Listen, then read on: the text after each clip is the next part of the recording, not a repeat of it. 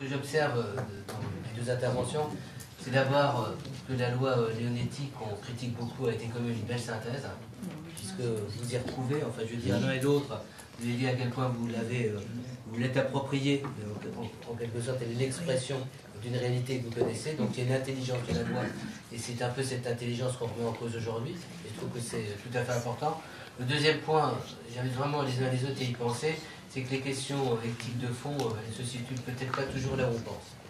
Et là, quand on voit que face à des situations extrêmes qui sont de l'ordre de l'impensable, hein, on se l'est dit souvent, de l'irreprésentable, on arrive à produire une réflexion éthique extrêmement forte et qui touche bien d'autres situations. Parce que tout à l'heure, Catherine Olivet abordera la maladie d'Alzheimer. On voit à quel point cette résistance-là concerne d'autres personnes atteintes d'autres maladies, notamment neurologiques dégénératives. Là, vous êtes aux extrêmes, et comment ce que vous dites a une importance dans d'autres circonstances. Alors, je vous propose les uns et les autres de réagir. Vous aurez dans quelques heures, je ne sais pas si c'est d'ailleurs peut-être sur le site de l'espace éthique, hein, puisqu'on a mis le texte de 9 feuillets, qui est d'une densité réelle, et ce qui fait quand même encore du plaisir, parce qu'on est à l'Assemblée nationale, c'est pour ça que c'est la journée des droits de l'homme ici, qu'on voulait célébrer, c'est qu'il y ait des professionnels au bout de la cité qui défendent ces valeurs. Parce qu'il y a un tel mépris, une telle indifférence par rapport à ces questions. C'est bien qu'on les pose aujourd'hui, ce soir, à l'Assemblée nationale. Tu veux, Nicole, je voyais que tu as noté, Nicole Pélissier, psychiatre, tiens, tu as ton petit micro à côté. Commentatrice zélée de toutes ces questions. Alors, je ne sais pas si je vais faire des commentaires, autre que de dire, bizarrement, le plaisir que j'ai eu à vous écouter, parce que je sentais représenter avec tellement de force et de pertinence les valeurs qui nous réunissent ce soir. Donc j'en suis tout émue. Hein.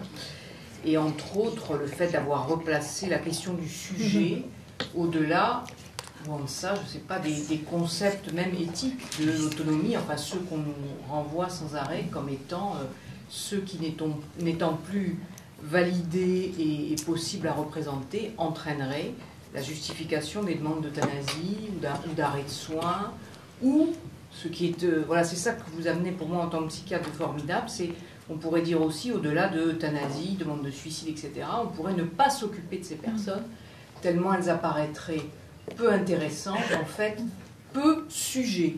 Donc restituer le fait qu'il s'agit bien de sujets me paraît absolument énorme comme enjeu. On voit donc ce qu'on a perdu. Voilà, moi c'est...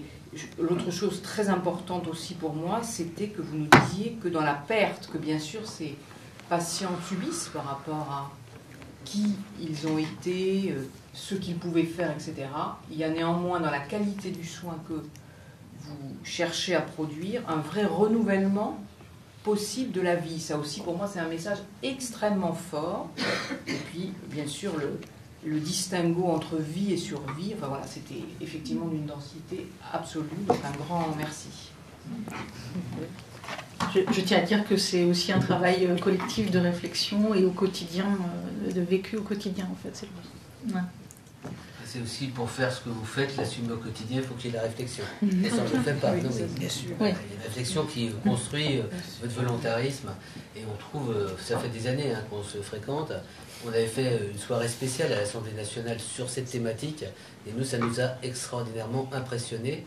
Et ça nous donne envie aussi de lutter. C'est-à-dire par rapport à ces sans-foi, ces personnes sans-foi, par rapport à ces familles qui sont caricaturées dans une demande et pas toujours la leur. Alors d'autres réactions. Tu te présentes, tu prends un micro. Je suis médecin de NPR et je m'occupe plutôt d'adolescents.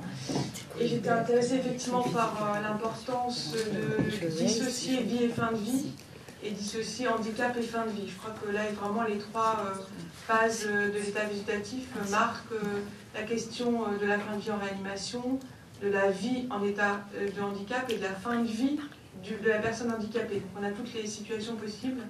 Et j'étais vraiment très... je pense que c'était la provocation de la part de notre néonacologiste de dire que la question de l'euthanasie n'était pas posée en réanimation néonatale, puisque la question d'arrêter la vie d'un enfant dont la réanimation a permis la survie doit se poser néanmoins. Enfin, j'imagine. Le fait d'arrêter les soins de support vitaux d'un nouveau-né, quels que soient ces soins de support. Et là, il y a des discussions sur jusqu'où on va se pose, j'allais dire, au quotidien, dans l'unité dans laquelle je suis, au moins une fois par semaine. Pour moi, ça n'est pas de l'euthanasie, c'est laisser retourner l'enfant au cours de sa maladie, que nous avons évidemment contrarié par la prise en charge réanimatoire, nécessaire au demeurant, et tout à fait légitime.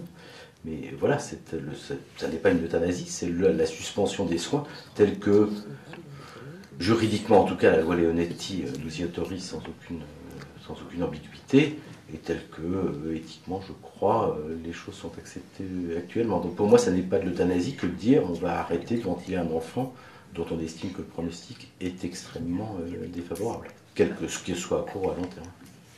Je poursuis.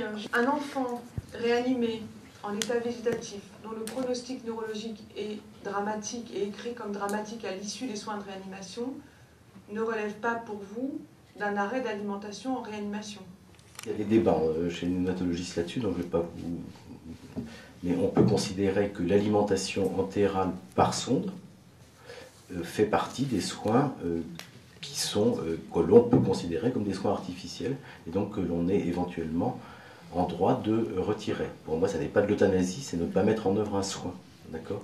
En revanche, je pense que la plupart d'entre nous sont d'accord là-dessus. Il est hors de question, par exemple, chez un enfant qui est autonome sur le plan ventilatoire et autonome sur le plan alimentaire, c'est-à-dire qui est capable de prendre le biberon, ça on le doit à tout enfant, quel qu'il soit, eh bien, il est hors de question de dire on ne va pas lui donner son biberon, parce que ça, c'est pas artificiel. Ça fait partie du soin, j'allais dire, que l'on doit à n'importe quel nourrisson. Enfin, moi, ça me paraît important qu'on aille jusque-là dans le débat. Parce qu'on produit des états végétatifs si on produit des états végétatifs. Nous, on s'occupe d'états végétatifs s'ils sont produits en réanimation. Si on arrête les patients qui seraient en état végétatif, on ne produit plus d'état végétatif, mais on a fait quelque chose quand même, dans l'intention, en amont de notre travail à nous. Le nouveau-né dont je vous parle, qui est essentiellement soit un nouveau-né très grand prématuré avec des lésions cérébrales sévères de type hémorragie intraventriculaire ou glaucome périventriculaire, ou du nouveau-né à terme qui a subi une asphyxie périnatale, donc au cours de l'accouchement qui a entraîné des lésions cérébrales irréversibles, ce nouveau-né-là n'est, quoi qu'il en soit pas, alors on a Gérard Ponceau ici, peut-être qu'on nous en parle, n'est pas ce qu'un enfant en état végétatif, d'accord ? C'est un enfant qui va pouvoir sortir à domicile, avec évidemment des lésions graves et des séquelles et des handicaps extrêmement lourds derrière, mais on n'est pas dans le cadre de l'état végétatif. Moi, je ne fais pas de pédiatrie, de réanimation d'enfants plus grands, je ne réanime que les nouveau-nés. Voilà, donc déjà, il y a une première chose, c'est qu'on ne rentre pas dans le cadre d'un état végétatif. Ces enfants-là vont, à un moment ou à un autre, sortir de la phase de réanimation, ils vont pouvoir respirer tout seuls. Pour beaucoup d'entre eux, ils vont pouvoir même s'alimenter tout seuls, mais avec des lésions qui compromettront leur développement ultérieurement. Pour moi, il n'est pas la question d'euthanasie, il est simplement question là de notre responsabilité de médecins, qu'on soit néonatologiste ou non d'ailleurs, de savoir jusqu'où on est, jusqu'où il est raisonnable de poursuivre le soin, jusqu'où est-ce qu'il est raisonnable compte tenu du pronostic sur le long terme, par exemple, alors évidemment le plus souvent ça se pose en phase de réanimation, donc les enfants sont intubés, sont ventilés, et on sait que si on arrête de les ventiler, le décès va probablement survenir, mais ça peut se poser effectivement, mais encore une fois c'est un très grand débat chez nous, et là on va dire que les gens ne sont pas tous d'accord, loin de là, mais y compris le retrait d'une alimentation artificielle par sonde. Il est hors de question, évidemment, pour nous de ne pas aller donner un biberon ou de donner un traitement, un médicament qui pourrait entraîner la mort de manière intentionnelle. Maintenant, s'il y a un médicament, je ne sais pas quoi, on extupe rarement les enfants sans les avoir sédatés un petit peu avant. On sait bien que quand ils sont sédatés et qu'on les extupe, ils ne vont probablement pas survivre très longtemps, mais l'intention n'est pas là, elle est juste de prévenir la douleur ou la souffrance liée à l'extubation. Je vous remercie. Chez les dents, je suis neurologue et c'est l'expérience d'un neurologue qui m'amène à vous poser cette question dans une situation dont je pense que vous n'avez pas complètement abordé. C'est la situation de ces gens qui sont aussi communicants parce qu'ils ne peuvent pas, ils n'ont plus les effecteurs. mais ils ont la conscience. Je pense au locking syndrome, Ah oui. auquel on est de plus en plus confronté avec la mise en place des unités neurovasculaires et les traitements qu'on fait en urgence, qui permet à des patients qui seraient décédés de survivre. Et il y a là, dans cette situation, un questionnement qui est profond de la part de tout le monde, de la part de la famille, de la part du personnel soignant et du personnel médical sur la conscience de ce patient et comment avoir accès à son désir de vivre. Et jusqu'où il a un désir de vivre dans la situation qui est la sienne, de ne plus communiquer en étant conscient de ne plus communiquer avec son entourage. On pressent dans les relations qu'on peut avoir un mal-être profond, je veux dire, de la part en tout cas des équipes qui sont amenées à garder ces patients pendant des mois dans les services. Et une grande difficulté à rentrer en contact de façon à pouvoir donner du sens à ce que la conscience de ce patient, qui reste pleinement conscient par rapport à son désir de vie.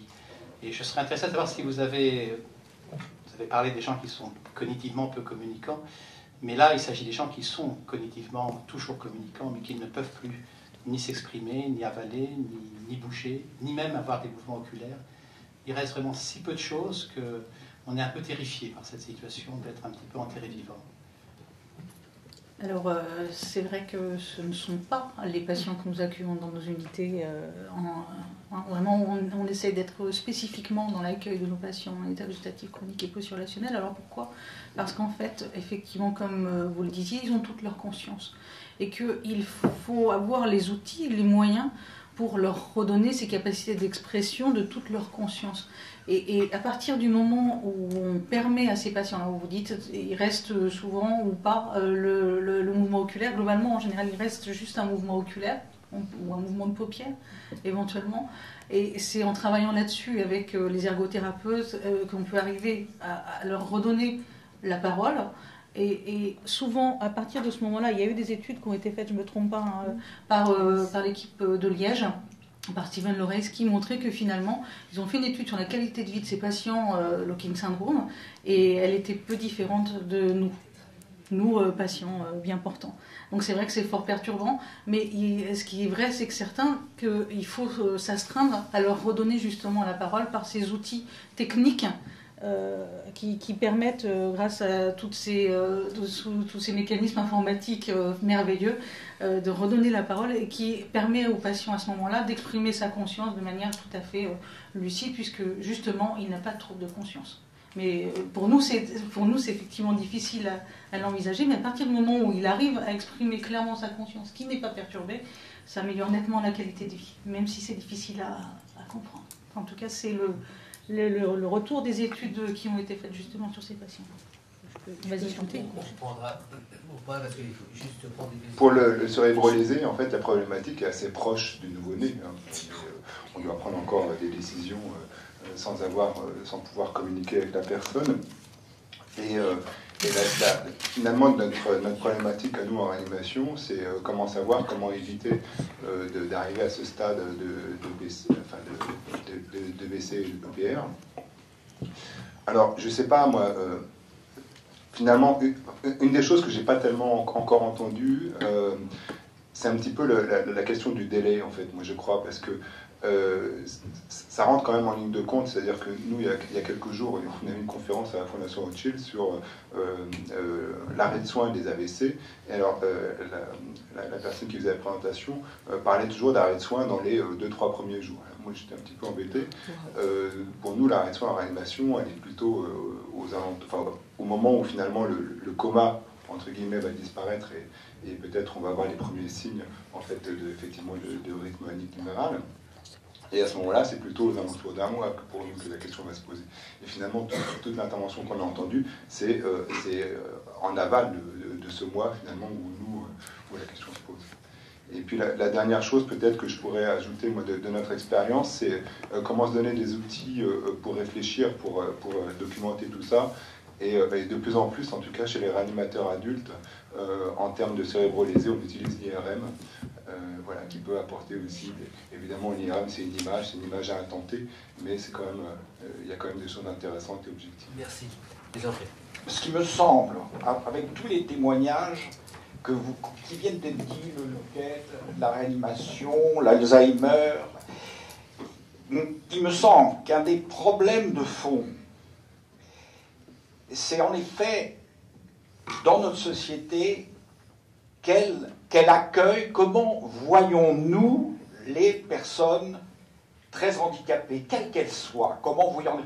Et on voit quand on a écouté Madame qui a parlé des états végétatifs, eh bien, elle nous aide, non seulement elle nous a dit que la demande d'euthanasie était rare, mais surtout elle nous a dit quelque chose de très important.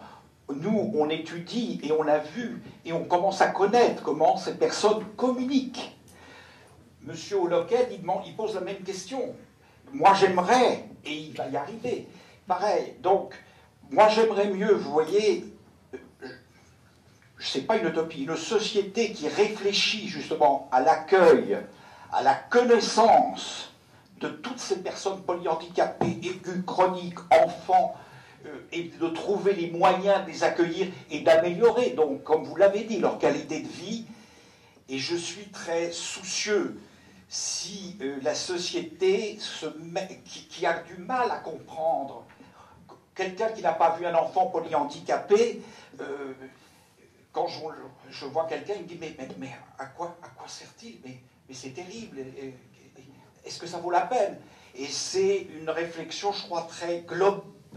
Enfin, il y a un risque que ce soit une réflexion assez généralisée de notre société. Et je vais dire, en plus, si on met en avant, à mon avis, je le dis clairement, la piqûre qui tue, qui liquide. Comme ça, tout est réglé. On n'a plus à penser sur ce que sont ces enfants, à écouter ses parents qui nous en apprennent tant, à écouter vous, tous les spécialistes et de l'imagerie. Vous nous apprenez dans les imageries, le VG, il y a une conscience, on arrive à avoir leur activité. Donc voilà, moi j'aime mieux une société solidaire, accueillante, connaissante, et je ne voudrais pas l'autre. Et je pense qu'il pourrait y avoir un risque à des situations extrêmement douloureuses, difficiles, on le sait tous. Voilà, c'était la remarque qui me vient, ayant vu beaucoup d'enfants polyhandicapés. On se réunit régulièrement avec le groupe Polyhandicap France, et vous participez à nos réunions d'éthique. Et je vous incite à regarder sur le site de l'Espace Éthique, en publicité, à partir du mois de février prochain, il y a un nouveau site. Vous voyez, il y a toute une littérature extrêmement intéressante. C'est un groupe qui se réunit quasiment tous les 2 mois, avec des parents, des professionnels, et des gens qui s'intéressent aux questions d'éthique. Alors, dans d'autres domaines aussi, on pourrait développer cette réflexion qui est tout à fait importante en abordant des thématiques de vie et pas des thématiques de handicap. Notamment, un des sujets très intéressants a été le projet de vie. Qu'est-ce que c'est le projet de vie pour une personne polyhandicapée?